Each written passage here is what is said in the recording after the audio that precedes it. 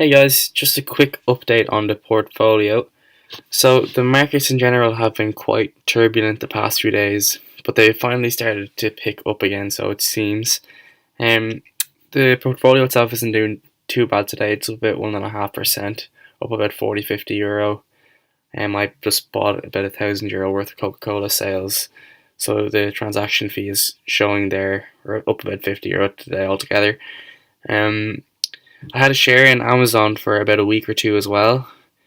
I actually had it while it crossed the $1,600 milestone very briefly, but still it hit very high milestones there, and that managed to push the portfolio up to over €3,000.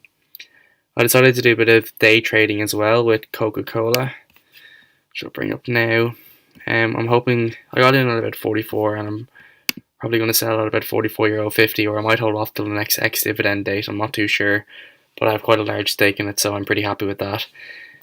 I also bought a lot of Micron technology. If I go back to the portfolio there, yeah, I got in at about $60 per share. There's been quite a big bull run in Micron technology recently.